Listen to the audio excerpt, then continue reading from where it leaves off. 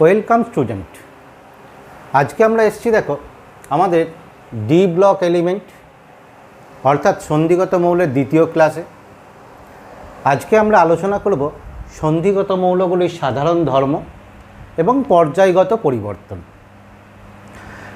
তোমাদের বলেছিলাম এই ট্রানজিশন এলিমেন্ট বা সন্ধিগত মৌলগুলির ক্ষেত্রে এই ডি অরবিটাল থাকার জন্য এদের ধর্মের অনেক ব্যতিক্রম দেখা যায়, সেই জন্য অনেক ক্ষেত্রে এটাকে জটিল মনে হতে পারে। কিন্তু তোমাদের এই ধর্মগুলোর পরিবর্তন বা ধর্মগুলোর কীরূপ পরিবর্তন ঘটে সেটা খুব ধীরে ধীরে এবং পরিষ্কারভাবে আলোচনা করা হবে। তোমরা ক্লাসগুলোকে ফলো করবে, তাহলে দেখবে এই যে ব্যাপারটা, জটিলতার যে ব্যাপারটা, কোনো কিছু থাকবে না। তাহলে প্রথমেই আমরা আজকে আলোচনা করব দেখো পারমাণবিক বা আয়নীয় ব্যাসার্ধ। তার আগে মৌলগুলির সাধারণ ধর্ম সম্পর্কে দু একটা কথা বলে দিই। এদের মৌলগুলোর সাধারণ ধর্ম কি হয়, আগেই যেটা প্রথমে বলেছিলাম একবার একটু, যে এরা তোমার কি আছে এস এবং পি অরবিটালের মাঝামাঝি। ফলে যে কোনো ধর্মগুলোই তোমার কি হবে, এস এবং পি ব্লকের মৌলগুলোর যে ধর্ম তার মধ্যবর্তী ধর্ম দেখাবে। যেমন একটা উদাহরণ বললাম, তোমার কি আছে ধাতব ধর্ম। ধাতু এস ব্লকের মৌলগুলো আমরা জানি সবাই ধাতু, উপরে হাইড্রোজেন বাদে। তাহলে এদের যে ধাতব ধর্ম তার অপেক্ষা এদের ডি ব্লকের মৌলের ধাতব ধর্ম কম হবে বা তড়িৎ ধনাত্মকতা কম হবে, কিন্তু পি ব্লকের মৌলগুলোর তুলনায় তড়িৎ ধনাত্মকতা বেশি হবে। অর্থাৎ এদের ধর্মগুলো কি হয়, এই মৌলগুলোর ধর্ম এস ও পি ব্লকের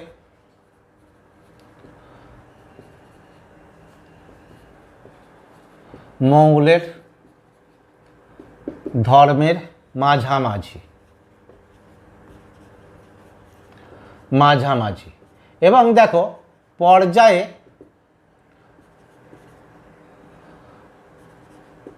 ধর্মের পরিবর্তন ধীরে ঘটে। ধীরে মানে কার, এস ও পি অপেক্ষা। অর্থাৎ এস ও পি এর ক্ষেত্রে পর্যায়ে যেমন ধর্মের পরিবর্তন যে দ্রুত হারে ঘটে, এদের ক্ষেত্রে সে হারে ঘটে না, এদের ক্ষেত্রে অপেক্ষাকৃত ধীরে ঘটে। কারণ এদের ক্ষেত্রে এই ধীরে ঘটার কারণ হচ্ছে ডি অরবিটালের উপস্থিতি, সেটা আমরা বিভিন্ন ক্ষেত্রে ব্যাখ্যা করব। বলছে এদের ক্ষেত্রে দেখো পারমাণবিক ব্যাসার্ধ যদি আমরা প্রথম দিকে যাই, মৌলগুলোর ক্ষেত্রে বাম দিক থেকে ডান দিকে, অর্থাৎ তোমার কি আছে স্ক্যান্ডিয়াম, টাইটেনিয়াম করে আমরা যদি তোমার কি আছে জিঙ্কের দিকে যাই, তাহলে এদের ক্ষেত্রে পারমাণবিক ব্যাসার্ধ পর্যায়ে কীরূপ হয় দেখো। পর্যায় বলছে বাম দিক থেকে ডান দিকে পারমাণবিক ব্যাসার্ধ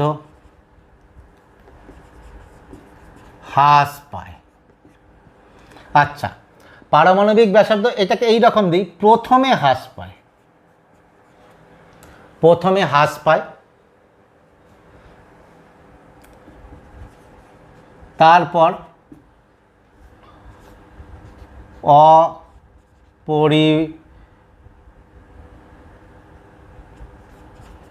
অপরিবর্তিত থাকে, শেষে বৃদ্ধি পায়। হয়েছে এইটা। এবং এদের ক্ষেত্রে এই যে প্রথমে যে হ্রাস পায়, এই হ্রাস পাওয়ার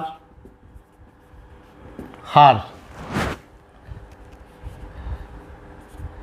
এস ও পি অপেক্ষা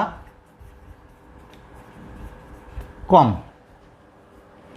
দেখো এইখানটা প্রথমে হ্রাস পায়, তারপরে অপরিবর্তিত থাকে, শেষে বৃদ্ধি পায়। আমরা যদি একটা লেখচিত্র করি, খেয়াল করো,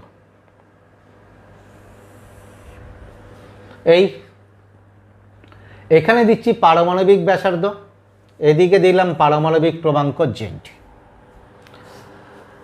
তাহলে প্রথম শ্রেণীর যে সন্ধিগত মৌলগুলো আছে দেখো, টাইটেনিয়াম, ভ্যানাডিয়াম, ম্যাঙ্গানিজ, এই এখানে chromium, manganese, iron, cobalt, nickel, copper ইত্যাদি। বলছে এদের ক্ষেত্রে দেখো, ধরো স্ক্যান্ডিয়ামের যদি এখানে হয়, পারমাণবিক ব্যাসার্ধ এইখানে হয়, তাহলে পারমাণবিক ব্যাসার্ধ আস্তে আস্তে কমবে। Scandium, titanium, vanadium, chromium, manganese, iron, দেখো আয়রন কমেছে, ধীরে ধীরে পারমাণবিক ব্যাসার্ধ কমেছে। এরপরে দেখো আয়রন, কোবাল্ট প্রায় একই, নিকেল একই। তারপরে দেখো আবার কপার বেড়েছে, জিঙ্ক বেড়েছে। তাহলে প্রথমে দেখো পারমাণবিক ক্রমাঙ্ক বৃদ্ধির সঙ্গে সঙ্গে পারমাণবিক ব্যাসার্ধ কমেছে কোথা পর্যন্ত? আয়রন পর্যন্ত। আয়রন, কোবাল্ট, নিকেল একই আছে। তারপরে আবার কপার, জিঙ্কের ক্ষেত্রে বেড়েছে। বলছে এদের পারমাণবিক ব্যাসার্ধের ক্ষেত্রে কিসের প্রভাব ঘটে আগে দেখা যাক।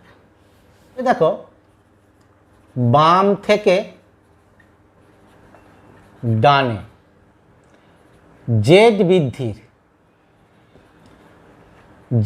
বৃদ্ধির সঙ্গে, জেড মানে পরমাণু ক্রমাঙ্ক, পরমাণু ক্রমাঙ্ক বৃদ্ধির সঙ্গে কি হয়?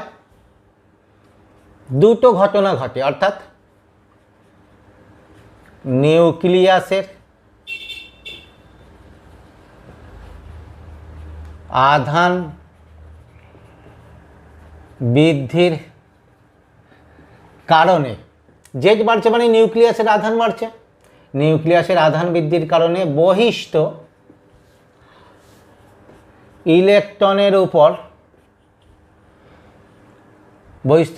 উপর নিউক্লিয়াসের আকর্ষণ বৃদ্ধি পায়। হয়েছে? নিউক্লিয়াসের আকর্ষণ বৃদ্ধি পায়। তাহলে দেখো নিউক্লিয়াসের আধান বাড়ছে, সেই কারণে বহিষ্ঠ ইলেকট্রনের উপর নিউক্লিয়াসের আধান বৃদ্ধি পাচ্ছে। এই আধান বৃদ্ধি, এই নিউক্লিয়াসের আকর্ষণ বৃদ্ধি পাচ্ছে, যেটা কি ইন্ডিকেট করছে? আকর্ষণ বৃদ্ধি পেলেই ব্যাসার্ধ ছোট হয়। এবার দেখো এর ক্ষেত্রে ইলেকট্রন ভর্তিটা খেয়াল করো। নিউক্লিয়াস, আউটার অরবিটাল, যদি দেখি এটা 4s, দুটো ইলেকট্রন আছে।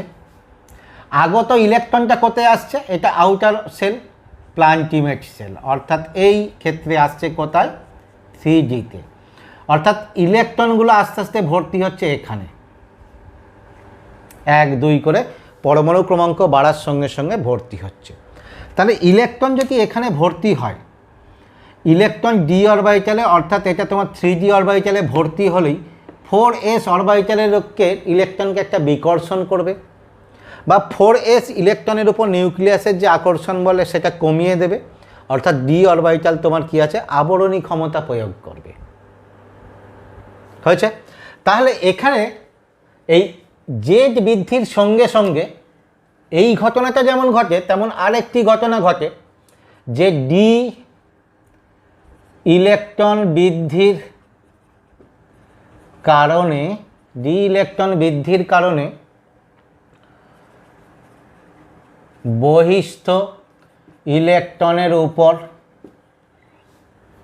ডি এর আবরণী প্রভাব বৃদ্ধি পায়। বহিস্থ ইলেকট্রনের উপরে ডি এর আবরণী প্রভাব বৃদ্ধি পায়। খুব ভালো করে খেয়াল করো। তাহলে এই যে আবরণী প্রভাব বৃদ্ধি পায়, এটা কি ইন্ডিকেট করছে? বহিস্থ ইলেকট্রনের উপর নিউক্লিয়াসের আকর্ষণ বল কমে যাবে, ফলে ব্যাসার্ধ বৃদ্ধি পাবে। তাহলে এই দুটো দেখো পরস্পরের পুরো বিপরীত ঘটনা বা বিপরীতমুখী প্রভাব। বহিস্থ ইলেকট্রনের ওপর আকর্ষণ বৃদ্ধি পায়, এ কি করবে? আর হ্রাস করতে চাইবে, আর এইটা বহিস্থ ইলেকট্রনের উপর ডি এর আবরণী প্রভাব বৃদ্ধি পাওয়ার জন্য এ কি করবে? আর বৃদ্ধি করতে চাইবে। হয়েছে? বলছে এবার দেখো প্রথম দিকে হ্রাস পাচ্ছে, তাহলে প্রথমে তোমার কি হচ্ছে? প্রথমে কোথায়? স্ক্যান্ডিয়াম থেকে আয়রন, স্ক্যান্ডিয়াম থেকে আয়রন পর্যন্ত তোমার ডি এর আবরণী প্রভাব অপেক্ষা, ডি এর আবরণী প্রভাব অপেক্ষা নিউক্লিয়াসের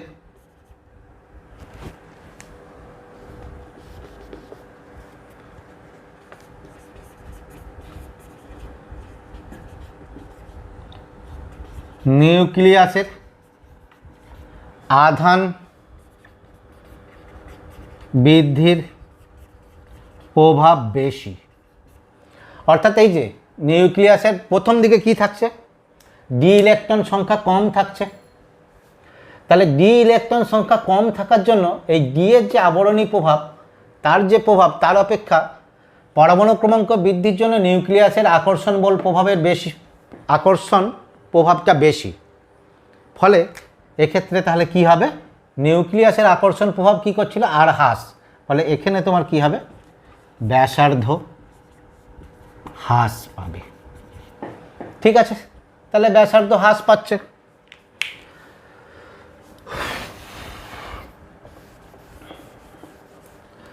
দ্বিতীয় ক্ষেত্রে দেখো, তারপরে কি ছিল?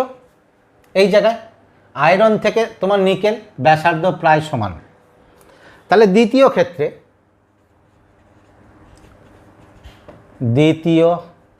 ক্ষেত্রে কার ক্ষেত্রে? আয়রন থেকে, অর্থাৎ আয়রন, কোবাল্ট, নিকেল, এদের ক্ষেত্রে ডি এর, এখানে দেখো এইটা কি বললাম যে এখানে কিসের জন্য হচ্ছিল? ডি এর ডি ইলেকট্রন কম থাকার কারণে আবরণী প্রভাব কম ছিল। এরপরে দেখো আস্তে আস্তে ডি ইলেকট্রন বেড়েছে। তাহলে এখানে ডি ইলেকট্রন বেড়ে যাওয়ার জন্য ডি এর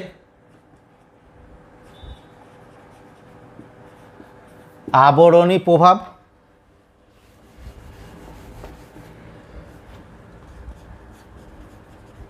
ও নিউক্লিয়াসের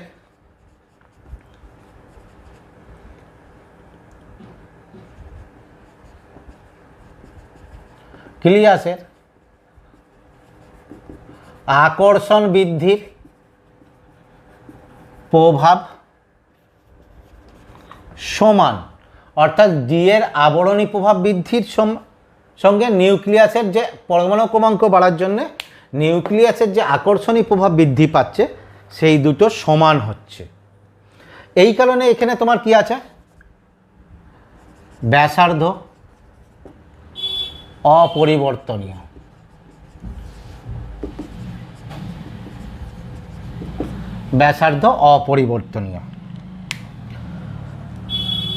তাহলে এইটা বোঝা গেছে প্রথমটা। তাহলে এটাকে মুছে দিই। আচ্ছা, দেখি এখানে হয় নাকি। এবার দেখো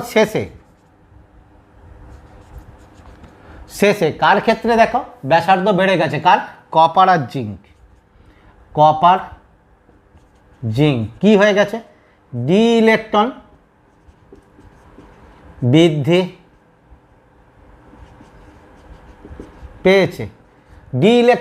পেয়েছে, এবং এদের ক্ষেত্রে দেখো সবার 3D10 অর্থাৎ ডি ফুলফিল আছে। তার মানে তার আবরণী ক্ষমতা সর্বোচ্চ জায়গায় চলে গেছে। তাহলে ডি ইলেকট্রন বৃদ্ধি পেয়েছে, ফলে তোমার কি আছে? আবরণী প্রভাব বৃদ্ধি পেয়েছে। তাহলে তোমার কি আছে? আবরণী প্রভাব বৃদ্ধি পেলেই নিউক্লিয়াসের আকর্ষণ বল কি হয়ে যাবে? কমে যাবে। আবরণী প্রভাব বৃদ্ধি পেয়েছে কার তুলনায়? নিউক্লিয়াসের আকর্ষণ বলের তুলনায়। ফলে এদের ক্ষেত্রে তোমার কি আছে? ব্যাসার্ধ বৃদ্ধি পায়। হয়েছে? তাহলে এই জায়গাটাকে তোমরা খুব ভালো করে খেয়াল করবে। কি বললাম? আমরা আলোচনা করছি তোমার কি আছে? প্রথম শ্রেণীর 3G শ্রেণীর আউটার অরবিটাল 4s, প্ল্যাঙ্কিমেট শেল 3d, ইলেকট্রন আসছে কোথায় 3dতে, পরমাণু ক্রমাঙ্ক যত এখানে প্রোটন আধান 1 একক করে বাড়ছে, এখানে একটা করে ইলেকট্রন আসছে, ফলে নিউক্লিয়াসের আধান বাড়ার জন্য এই বহিস্থ ইলেকট্রনকে নিউক্লিয়াস বেশি করে আকর্ষণ করবে। কিন্তু ইলেকট্রন এই প্ল্যাঙ্কিমেটের সেলে আসার জন্য এ কী করবে, এই ইলেকট্রনের সঙ্গে এই বহিস্থ অর্থাৎ এইখানে যে ইলেকট্রন, এই বহিস্থ ইলেকট্রনের সঙ্গে প্ল্যাঙ্কিমেট সেলের ইলেকট্রনের বিকর্ষণের কারণে এদের উপরে আবরণী প্রভাব সৃষ্টি করবে। প্রথম ক্ষেত্রে কি দেখলাম আমরা, ডি অরবিটাল, এদিকে ডি ইলেকট্রন কম ছিল, ফলে আবরণী প্রভাব বৃদ্ধির হার কম কার তুলনায়, নিউক্লিয়াসের আকর্ষণ বৃদ্ধির হারের তুলনায়, এই কারণে ব্যাসার্ধ হ্রাস পেয়েছে। তারপরে তোমার এদের ক্ষেত্রে কি দেখলাম, আয়রন কোবাল নিকেল, যে নিউক্লিয়াসের আধান বৃদ্ধির জন্য নিউক্লিয়াসের আকর্ষণ বল যত বৃদ্ধি পাচ্ছে, যতটা বৃদ্ধি পাচ্ছে, আবরণী ডি ইলেকট্রন বৃদ্ধির জন্য আবরণী প্রভাব বৃদ্ধির হার সমান, ফলে এদের ব্যাসার্ধ পরিবর্তন হচ্ছে না। তারপরে কপারে গিয়ে কি দেখলাম, 3d10 হয়ে গেছে, আবরণী ক্ষমতা সর্বোচ্চ, ফলে এদের ক্ষেত্রে নিউক্লিয়াসের আকর্ষণ বৃদ্ধির প্রভাব যতটা বাড়ছে তার থেকে বেশি এদের ক্ষেত্রে তোমার কি হচ্ছে, আবরণী প্রভাব বৃদ্ধিটা বেশি, ফলে এদের ক্ষেত্রে ব্যাসার্ধ আবার বেড়েছে। তাহলে এইটা গেল আমাদের কোথায়, 3d।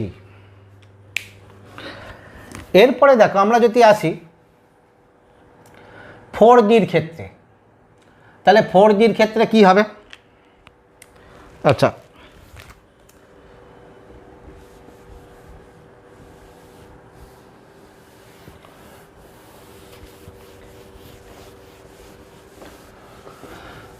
4dর ক্ষেত্রে পর্যায় বরাবর পর্যায়ে 4d এর পরিবর্তন একই ঘটবে। যদি আমরা এবার শ্রেণীতে আসি, দেখো শ্রেণীতে, তাহলে 3dর এই ব্যাসার্ধ পেয়েছি। এবার দেখো 4d এর ব্যাসার্ধ 3d অপেক্ষা বেশি হবে, কারণ কি হচ্ছে, বহিস্থ কক্ষের সংখ্যা বৃদ্ধি পায়, হয়েছে। তাহলে 3d থেকে 4dতে কি দেখলাম, বহিস্থ কক্ষের সংখ্যা বৃদ্ধি পায়, ফলে ব্যাসার্ধ বৃদ্ধি পায়। এবার দেখো তাহলে এই জায়গায় থাকবে তোমার কি আছে, স্ক্যান্ডিয়াম, তার নিচেই কি আছে, ইকটিয়াম, ফলে এই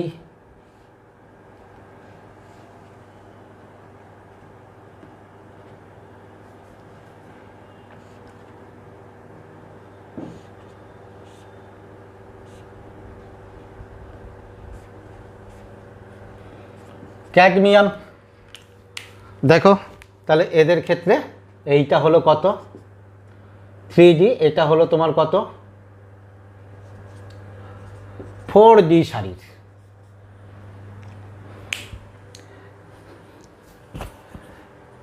এরপরে দেখো এইখানটা তোমাদের বলেছিলাম ভালো করে মনে রাখতে, কারণ কি, যেখানে 4f শুরু হচ্ছে। এরপরে দেখো ক্যাডমিয়ামের নিচে তোমার কি, এই ইকটিয়ামের নিচে তোমার কি আছে, এটা ছিল তোমার কত, 21, 39, এরপরে তোমার কি আছে 57-এ আছে তোমার কি হচ্ছে, ল্যান্থেনিয়াম। তাহলে এই হলো ল্যান্থেনিয়াম। ল্যান্থেনিয়ামের পরমাণু ক্রমাঙ্ক বেশি দেখতে পাচ্ছি, পরেরগুলো দেখো এই,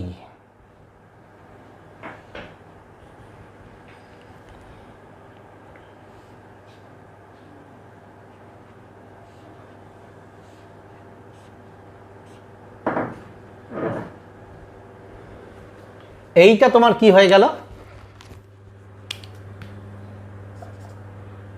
দ্যাট ইজ 5d সারি। প্রথমে আসছি দেখো 5d সারির মৌলের ব্যাসার্ধ 4d সারির মৌলের সমান হবে বা প্রায় সমান হবে, প্রায় সমান হয়। কেন? কারণ ল্যান্থানাইড সংকোচন,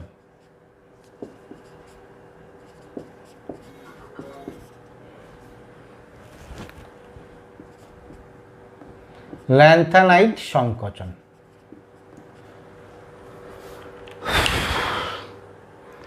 কিন্তু এখানে দেখো, যখন 4D তুলনায় 5D শুরু হচ্ছে, 5D ল্যান্থানাইড, এর ক্ষেত্রে ইলেকট্রন বিন্যাস দেখো, এর ক্ষেত্রে ইলেকট্রন বিন্যাস কত হচ্ছে? এটা কত ছিল? 4 নম্বর পর্যায়ে, 5 নম্বর পর্যায়ে, এটা 6 নম্বর পর্যায়ে, অর্থাৎ 6s2।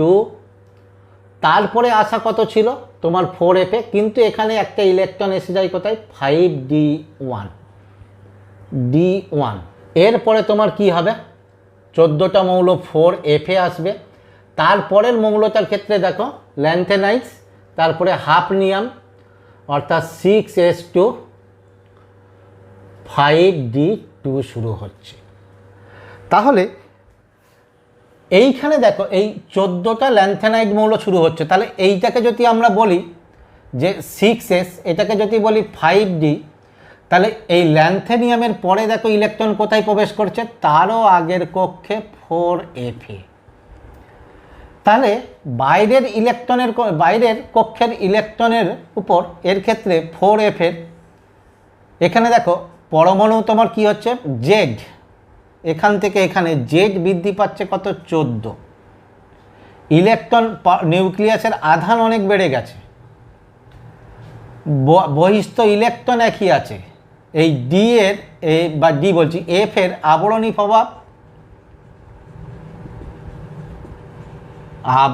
প্রভাব কম, ফলে বহিস্থ ইলেকট্রনের উপরে নিউক্লিয়াসের আকর্ষণ বল খুব বেশি হয়ে যাবে, যার ফলে এখানে ব্যাসার্ধের সংকোচন ঘটে, যেটাকে আমরা ল্যান্থেনাইজ সংকোচন বলি। এই যেটা আমরা পরে এফ ব্লকের ক্ষেত্রে আরও ডিটেলসে আসবো। এই ল্যান্থেনাইজ সংকোচনের কারণে এর ক্ষেত্রে ভালো করে দেখো, এই এফটা শুরু হচ্ছে কার? ল্যান্থেনিয়ামের পরে। তাহলে ল্যান্থেনিয়ামের ক্ষেত্রে কোনো প্রভাব থাকবে না, তার ক্ষেত্রে ব্যাসার্ধ বেশি হবে, তারপরেই ব্যাসার্ধের হ্রাস ঘটবে এবং সেটা কত হবে?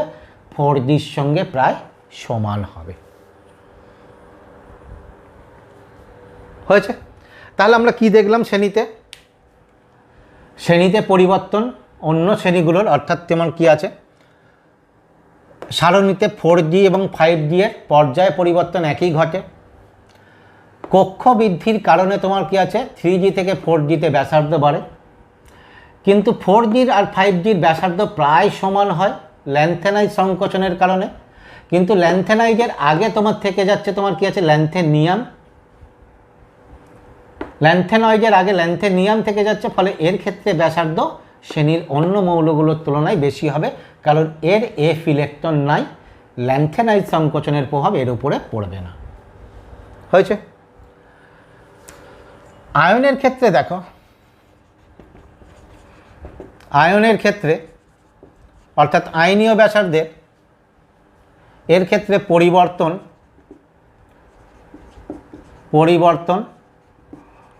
পারমাণবিক ব্যাসার্ধের ন্যায় ঘটে। দুই একটা ব্যতিক্রম আছে, দুই একটা ব্যতিক্রম ছাড়া এদের ক্ষেত্রেও ব্যাসার্ধের পরিবর্তন আয়নগুলোর ক্ষেত্রে ব্যাসার্ধের, অর্থাৎ সমজারণ স্তরে আয়নগুলোর ব্যাসার্ধ কী হয়? পারমাণবিক ব্যাসার্ধের যেরূপ পরিবর্তন ঘটে এর ক্ষেত্রেও সেই একই পরিবর্তন ঘটে। এরপর আমরা আসছি দেখো ধাতু সংকর গঠন, অ্যালয় ফরমেশন। ধাতু সংকরটা কি? এক বা একাধিক ধাতুর তোমার মিশ্রণ, যেখানে তোমার কি হচ্ছে? যে ধাতুর মধ্যে অপর ধাতুকে মেশাচ্ছি, সেই মিশ্রিত ধাতুটা কি করবে? যে ধাতুর মধ্যে দেয়া হচ্ছে তার একাধিক পরমাণুকে বিশৃঙ্খলভাবে প্রতিস্থাপিত করে সেই জায়গাতে স্থান দখল করবে।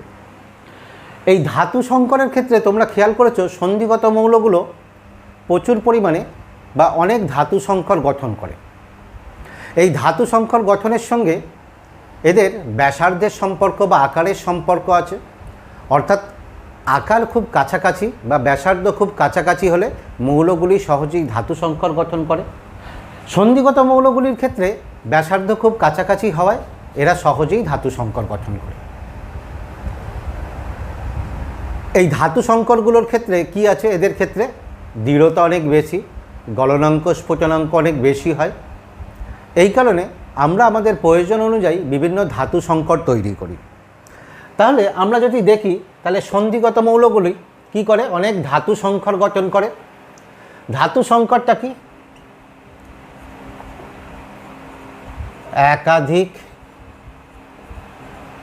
ধাতুর মিশ্রণ।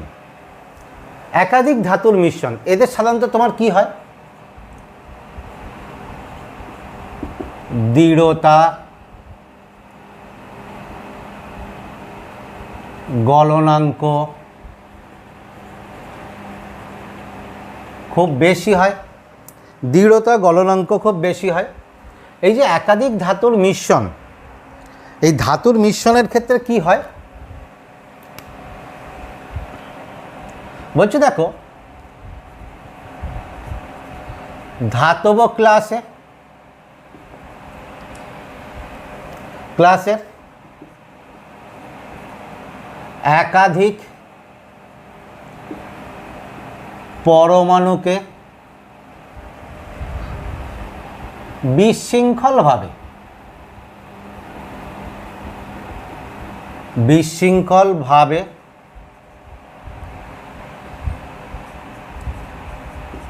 প্রতিস্থাপিত করে আগত ধাতুটি স্থান দখল করে। হয়েছে? অর্থাৎ ধরো যে ধাতুর মধ্যে আমরা মিশেছি সেই ধাতব ক্লাসে আগত ধাতুটা স্থান দখল করে। কিভাবে স্থান দখল করে, ওই পূর্বের ক্লাসের একাধিক পরমাণুকে প্রতিস্থাপিত করে সেই জায়গাতে স্থান দখল করবে, অর্থাৎ তাকে সরিয়ে দিয়ে সেই জায়গাতে স্থান দখল করবে। এবং প্রতিস্থাপনটা কি হবে, বিশৃঙ্খলভাবে, অর্থাৎ কোনো সুষম রিদিম বজায় রেখে হবে না, বিশৃঙ্খলভাবে প্রতিস্থাপিত করবে। যদি আমরা খেয়াল করি, দেখো ধরো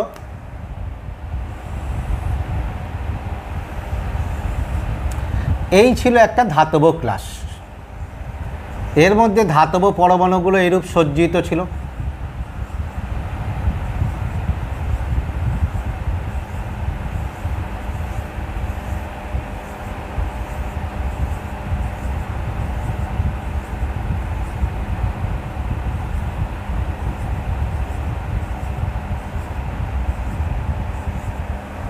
ধরে নাও এইরকম ধাতব পরমাণুগুলো কি ছিল, এই রূপে সজ্জিত ছিল ক্লাসের মধ্যে।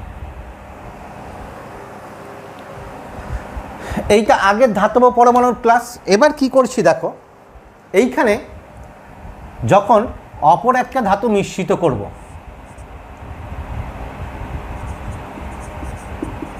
নতুন ধাতু মেশালে, তবে হ্যাঁ মনে রাখবে এই যে মেশালেই কিন্তু ধাতু সংকর গঠন হবে না। সাধারণত কী করতে হয়, দুই বা তার বেশি ধাতুকে গলিয়ে যদি আমরা শীতল করি তাহলে ধাতু সংকর গঠন হয়।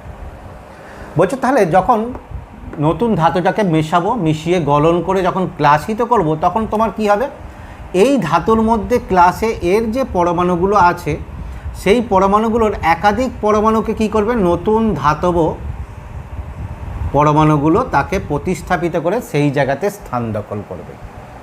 এই রকম ধরো এখানে একটা প্রতিস্থাপিত করলো, এইখানে একটা প্রতিস্থাপিত করেছে,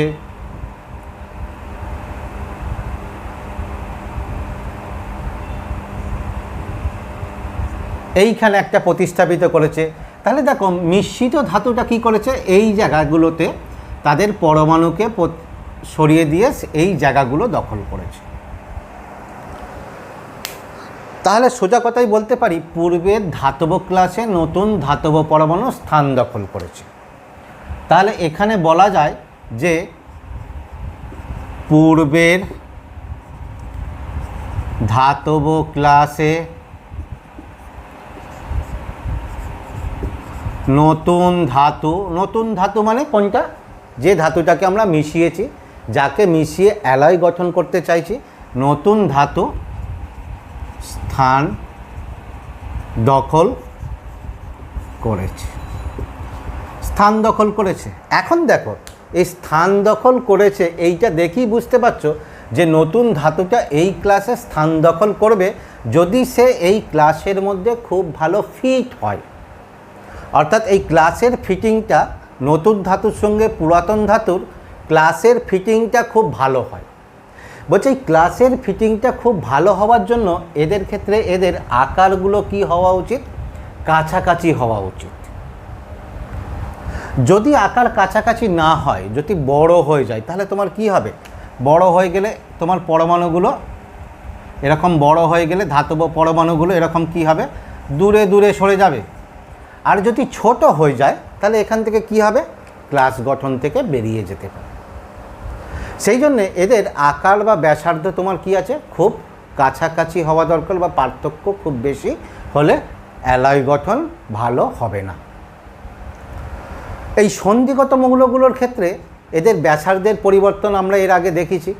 বলছে এদের ব্যাসার্ধ বা আকারের পরিবর্তন ঘটলেও একই সারি সন্ধিগত মৌলগুলোর ক্ষেত্রে পরিবর্তনটা খুব বেশি হয় না। সেই জন্যে এদের ক্ষেত্রে সহজেই অ্যালয় গঠন করে। বলছে এদের ব্যাসার্ধের পার্থক্য 15% বা তার অপেক্ষা কম থাকলে তোমার অ্যালয় গঠনটা খুব ভালো হয়। এই কারণেই বিভিন্ন সন্ধিগত মৌলগুলো, যেমন ধরো আয়রন, তার সঙ্গে অনেক মৌল, ক্রোমিয়াম, ম্যাঙ্গানিজ, কোবাল্ট, মলিবডিনাম, টাংস্টোন ইত্যাদি উপাদানগুলোকে মিশিয়ে বিভিন্ন সন্ধিগত মৌল প্রস্তুত করা হয়। তাহলে এখানে দেখো এর শর্তটা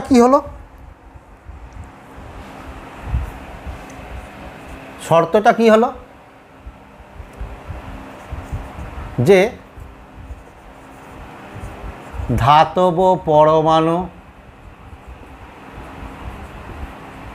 গোলের আকার বা ব্যাসার্ধ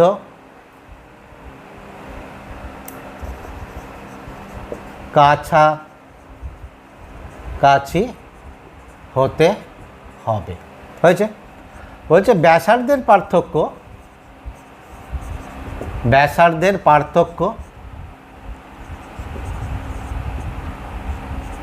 15% বা তার অপেক্ষা কম হলে ভালো অ্যালয় বা সংকর গঠন হয়। ঠিক আছে? তাহলে যেহেতু সন্ধিগত মৌলগুলোর ব্যাসার্ধের পার্থক্য এর মধ্যে থেকেই থাকে, বা যে মৌলগুলোর ব্যাসার্ধের পার্থক্য এর মধ্যে থেকেই থাকে, তাদের ক্ষেত্রে তোমার কি হবে, ভালো সন্ধিগত মৌল গঠন করবে। ঠিক আছে? এই ক্ষেত্রে কোনো ক্ষেত্রে সন্ধিগত মৌল ছাড়াও সন্ধিগত মৌলের বাইরের মৌলও তোমার কি হচ্ছে, ধাতু সংকর গঠন করে। অর্থাৎ সন্ধিগত মৌল নয় এরকম মৌলও ধাতু সংকর গঠন করে। যেমন দেখো পিতল, বা আগে কাঁসা বলি, কপার ও টিনের মিশ্রণ। কপার সন্ধিগত মৌল, টিন কিন্তু সন্ধিগত মৌল নয়। বা তোমার পিতলের ক্ষেত্রে কি, কপার জিঙ্ক। কপার সন্ধিগত মৌল, কিন্তু জিঙ্ক সন্ধিগত শ্রেণীতে থাকলেও সংজ্ঞা অনুযায়ী সন্ধিগত মৌল নয়। তাহলে অনেক ক্ষেত্রে কি দেখলাম, সন্ধিগত মৌল নয় এরকম ধাতুকেও সন্ধিগত মৌলের সঙ্গে মিশিয়ে সংকর ধাতু গঠন করা সম্ভব, যদি সেক্ষেত্রে ব্যাসার্ধগুলো কাছাকাছি থাকে। তাহলে এই গেল তোমার কি আছে, সংকর ধাতু গঠন।